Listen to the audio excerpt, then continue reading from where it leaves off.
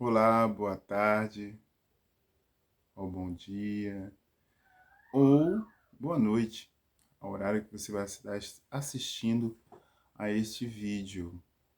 Lembrando que nós estamos falando sobre as lições Jesus restaurador da vida. E nós estamos felizes nessa caminhada, porque estamos aprendendo dia a dia como Jesus tratava os assuntos da palavra de Deus e como ele dava importância a esses assuntos. Hoje nós temos um assunto muito importante, como Jesus tratava a morte. E aí, Jesus e a vida eterna. É a nossa lição número 8. Jesus e a vida eterna. Como era o olhar de Jesus para com a morte e como ele tratava a questão da vida eterna.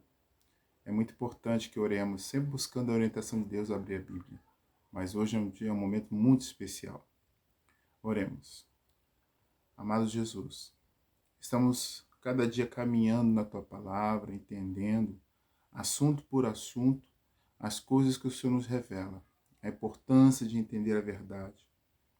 Querido Jesus, toca no coração dos meus ouvintes, meus amigos que estão estudando a Bíblia, cada um deles tem famílias, como do Rafael, da Tayla, temos famílias, Senhor, como da Elisete, seu Roberto, temos famílias, Senhor, e também pessoas que começam a estudar a palavra, como a Grazi, como a Carol. Senhor, cuida delas, abraça elas, a Nádia, a Beth, cada um deles nas suas lutas, nas suas dificuldades de entender, o Espírito Santo age no coração deles.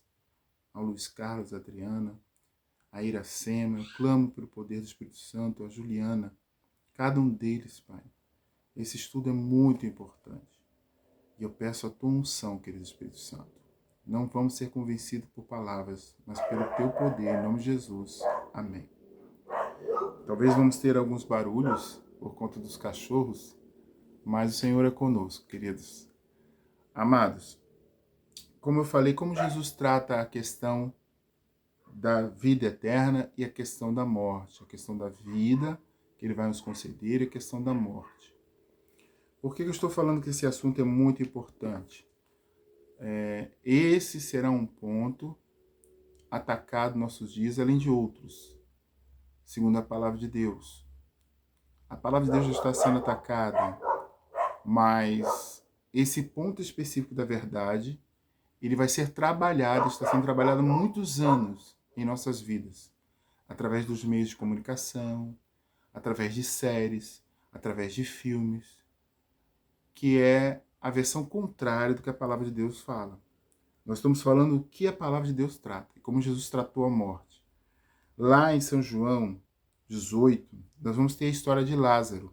Está na página da sua Bíblia 1004 ou página 1005, para quem tem essa Bíblia missionária, né? Ou se o ouvinte vai estudar em outra Bíblia. Eu confesso que depois de planejar esse estudo gravando, eu publiquei e abri o espaço para outras pessoas verem. Então eu fico devendo essa questão das páginas. Para alguns se torna fácil, para outros vocês vão achar quase no mesmo caminho. Vou deixar para o próximo estudo para analisar com uma outra Bíblia publicada, para ver se os números se aproximam. Eu vou dizer, não, se aproximam. E a história de Lázaro, Jesus, ele perde um amigo muito querido. Para vocês sentirem a amizade de Jesus com Lázaro, era uma amizade de passar dias, ficar naquela casa onde tinha Marta, Maria, né, as irmãs de Lázaro, possivelmente o esposo de Marta, que nós temos referência talvez que ela fosse casada, Maria não. E ali eles passavam e tinham uma vida, onde Jesus se sentia-se bem de ficar naquela casa. Eles gostavam de ficar lá. O texto, no capítulo 11, vai explicar exatamente essa amizade profunda. E quando Lázaro adoece, a primeira coisa que as irmãs fazem é avisar a pessoa de que pode curá-lo, Jesus Cristo. Jesus, ao saber disso, Jesus vai dando uma tardança de resposta.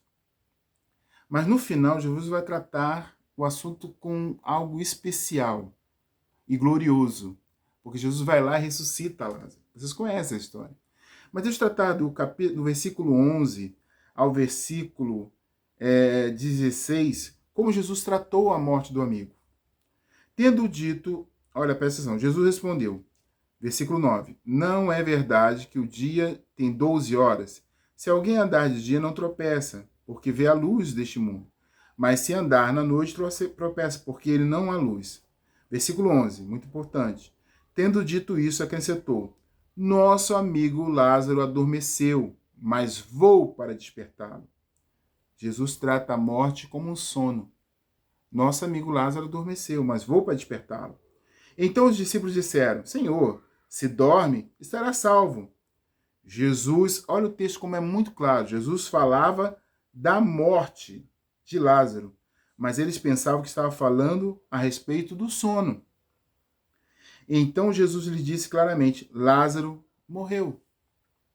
Nem os discípulos estavam compreendendo muito bem o que Jesus falou, mas Jesus, de novo, os acordou sobre o assunto. A morte é como um sono. E nós lemos nos versículos anteriores, né, como Jesus vai ressuscitar os mortos. Lá está falado, Paulo fala assim, no versículo de Tessalonicenses, que não devíamos ficar sem esperança. Vê de novo lá o capítulo, como Jesus vai tratar a questão da ressurreição e da sua volta, na sua vinda, como ele vai fazer, como eu falei lá atrás, no capítulo, como Jesus vai tratar a sua volta. E lá vai falar o seguinte, não fiquemos desesperançados daqueles que não sabem, daqueles que dormem, vão ressurgir. O texto fala mais ou menos dessa forma, né? Preste atenção naqueles que dormem, porque eles vão ressurgir, vão ser ressuscitados. Novamente, o apóstolo trata como Jesus trata a morte. Um sono. Então eu quero que você sempre tenha isso em seu coração, para que você entenda agora que nós vamos ver aqui, ó. Lição na pergunta 1. Quem criou o ser humano? Vamos lá em Gênesis, página 4. Gênesis, página 4. Porque aí você vai começar a entender, e eu vou explicar mais ou menos rápido, o que Satanás inverteu. Gênesis 4, 1, 27. Quem criou o homem? Assim Deus criou o ser humano, à sua imagem. A imagem Deus o criou. Homem e mulher os criou. Quem criou o ser humano? O Senhor Deus. Na criação, Deus, ele tirou um tempo especial para criar o ser humano, à sua imagem. E aí, a segunda pergunta, pergunta 2. Como o Senhor deu a vida ao ser humano? Gênesis 2, 7. Voltamos lá para a página 5. Desculpe, é página 4. Página 4, lá no início da Bíblia. Gênesis 2, versículo 7. Então o Senhor Deus formou o homem, o pó da terra, e lhe soprou as narinas, o fôlego de vida. O homem se tornou um ser vivente. Na página 5 da sua Bíblia missionária, você vai ter aí como você calcula e como você enxerga isso claramente, através de uma explicação simples. Irmãos, queridos, por favor, olha o que aconteceu. Deus formou o homem do pó da terra, soprou-lhe na nariz os fôlegos de vida, né?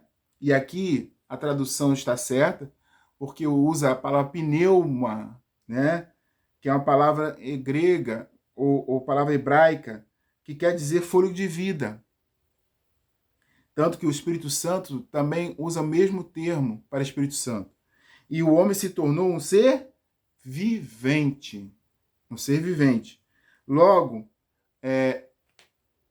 a soma de pó da terra com fôlego de vida torna-se o homem um ser vivente, ou em outras versões, alma. Tá bom? Que é a mesma coisa também para ser traduzido.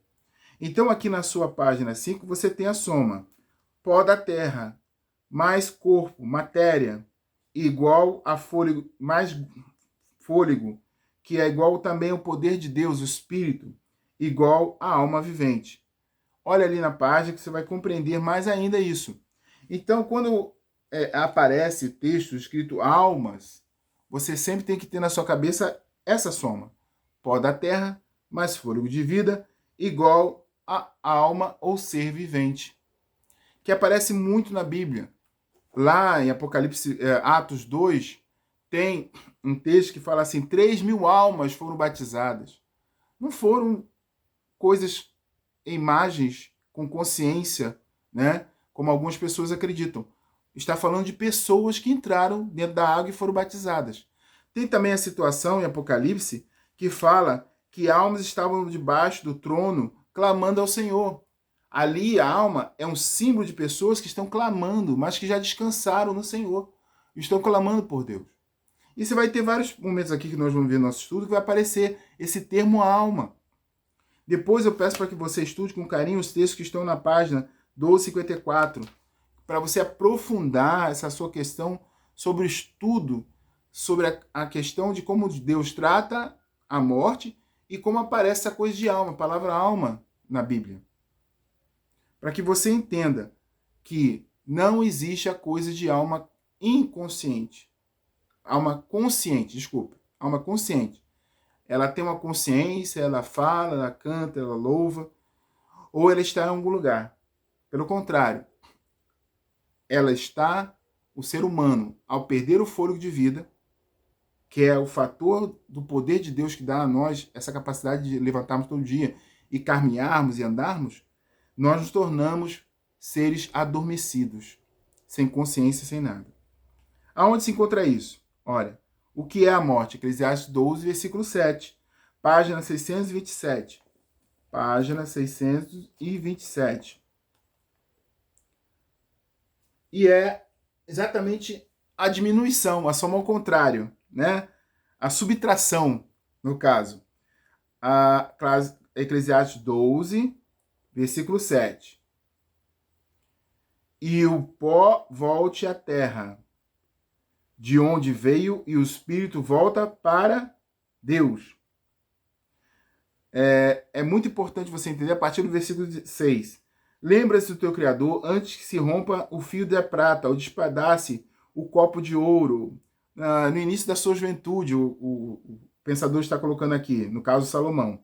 Que se quebre o cântaro junto à fonte e se desfaça a roda junto ao poço.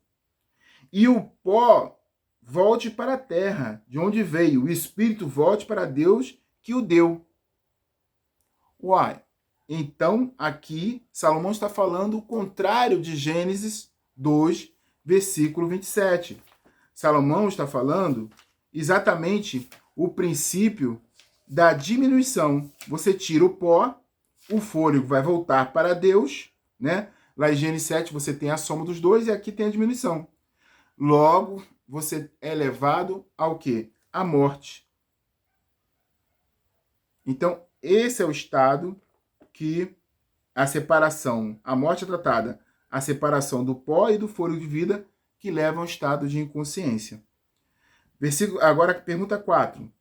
Qual era o plano de Deus para o ser humano? Gênesis 2, 16 e 17. Qual era o plano de Deus para o ser humano? Voltamos lá na página 5. Página 5, Gênesis 2, de 15 a 17. O Senhor Deus tornou o homem e o colocou no jardim do Éden, para cultivar e guardar. E o Senhor Deus ordenou ao homem: de toda a árvore do jardim você pode comer livremente, mas da árvore do conhecimento do bem e do mal você não deve comer, porque no dia em que dela comerdes, certamente morrerá. O contrário do que Deus queria para o homem era que o homem, ao se tornar um ser vivente, tivesse uma vida eterna. Né? Era para cultivar, guardar e cuidar ali, comer do fruto da vida, da árvore da vida. Mas o homem fez o contrário, procurou o contrário. E aí, voltamos a Eclesiastes de novo, 9, 5, 6 e 10. O que os mortos sabem? Página 625. Voltamos lá para Eclesiastes. Eclesiastes 6. Eclesiastes 9, versículo 5 e os 6 e 10. Página 625. O versículo 5. Porque os vivos sabem o que vão morrer, mas os que morrem, os mortos, não sabem nada. não tem nenhuma recompensa a receber, porque a memória dele jaz no esquecimento. Não existe memória, jaz no esquecimento. Amor, ódio, inveja, para eles não existem. Eles estão afastados para sempre de tudo o que se faz debaixo do sol. O versículo 10. Tudo o que vier à sua mão para fazer, faça conforme as suas forças, porque na sepultura, que é para onde você vai, não há obra, nem projetos, nem conhecimento, nem sabedoria. Na morte, queridos, não tem como voltar atrás, porque lá nada se sabe. Então, assim a Bíblia trata a morte, como você vai adormecer. O que Satanás fez foi o que nós vamos encontrar agora, Gênesis 3, 4, página 6. É a maior mentira pregada e feita pelo inimigo. 6, Gênesis 3, versículo 6. Gênesis 3, versículo 4.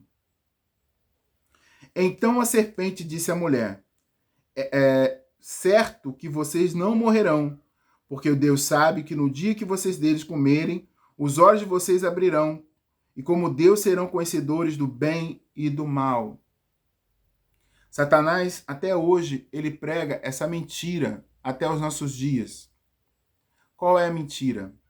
A mentira que não há morte. Através hoje de uma crença demoníaca, infelizmente, que as pessoas vão para algum lugar. Por quê?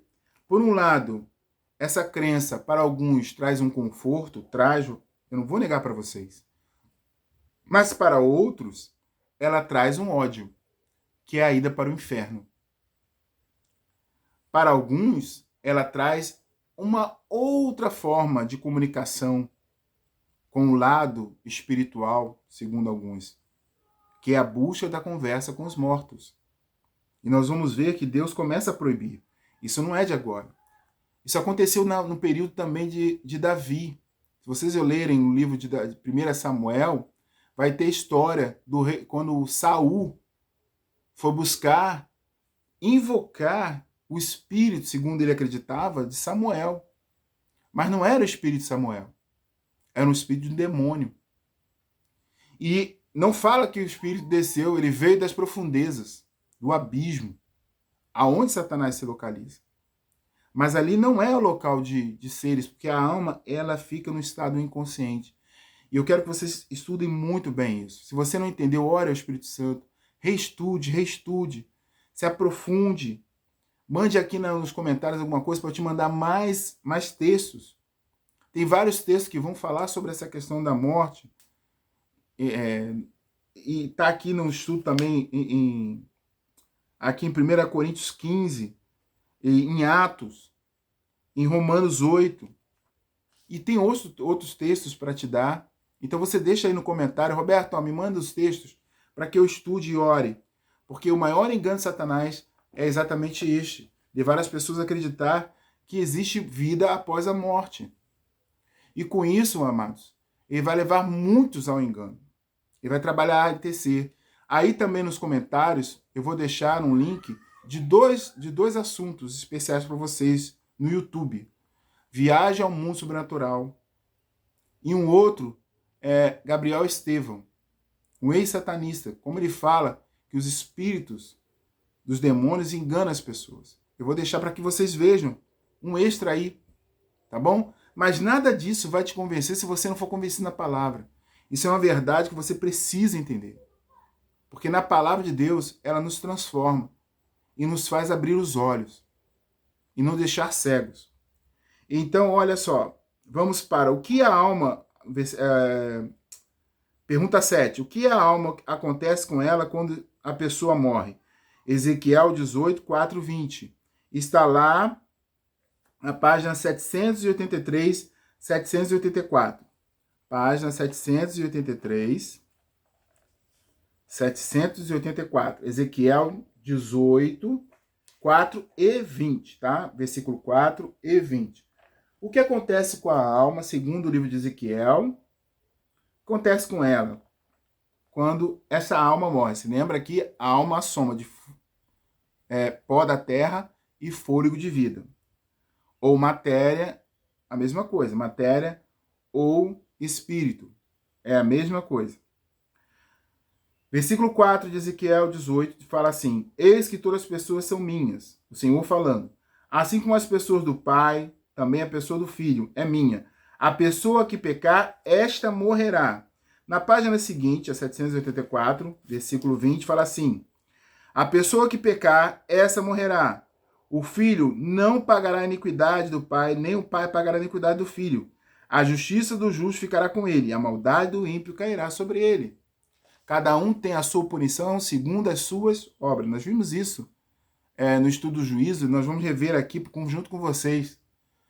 E a mesma coisa na questão da vinda de Cristo. Ele se nos separa e aí nós recebemos o que fazemos cada um por suas obras. E haverá a morte eterna. Apocalipse 22.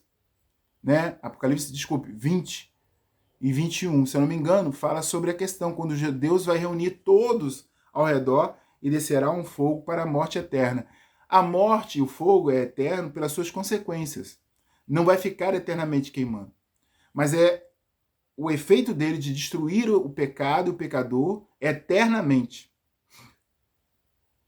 Queridos, devemos consultar os mortos, Deuteronômio 18, 10, 11, página 180. Página 180. Página 180. Devemos consultar os mortos? Versículo 10. Deuteronômio 18, versículo 10. Que não exista entre vocês ninguém que queime seu filho ou sua filha em sacrifício, nem que seja adivinho, agoureiro, feiticeiro, encantador, necromante. Necromante é aquele que consulta os mortos. Praticante de magia ou alguém que consulte os mortos. Necromancia faz magia com os mortos. Necromancia é a magia com os mortos. Muito comum aqui na região da Venezuela, região também da Nicarágua. Ali há feiticeiros necromantes. Então, queridos, o Senhor Deus abomina esse tipo de coisa porque ele sabe que Satanás vai enganar essas pessoas. Eles veem realmente, sentem, as pessoas os tocam. Eles entram em cadáveres, queridos. Há espíritos que entram em cadáveres, em ossos, e movimentam esses ossos. Na região da África, o voodoo. Então, falar das coisas do demônio, nós poderíamos falar, mas não vamos enaltecer o demônio, vamos enaltecer a Cristo Jesus, O poder que Satanás vai usar nos últimos tempos será em dobro. Você imagina sempre pior. Porque essas coisas já estão acontecendo, porque as pessoas cultuam isso. Mas no tempo do fim, Satanás terá um poder maior. Quando você vê um mago ou um mágico, realmente ele sendo transladado, antigamente a gente achava que era truque, e realmente tinha truques. Agora tem magos e mágicos fazendo coisas que são coisas feitas por espíritos demoníacos. Isso era uma das coisas que aconteceu no nosso tempo. Jesus tinha nos advertido. Por isso que a crença do espiritismo, ela vai se tornar muito forte daqui para frente. E devemos tomar cuidado. Quando Jesus restaurará para nós a vida eterna? 1 Coríntios 15, 21, 23. 1 Coríntios 15, 21, 23. Página 1081. Página 1081. 15, 20 e 21.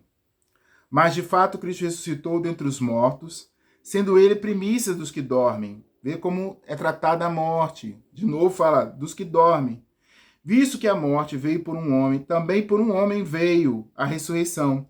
Eu falei a página para vocês, 10:81, 1 Coríntios 15, 20 a 21. Porque assim como Adão, todos morrem, assim todos serão vivificados em Cristo. Cada um, porém, na sua ordem. Cristo nas primícias, depois os que estão em Cristo na sua vinda. Aleluia. Essa é a esperança.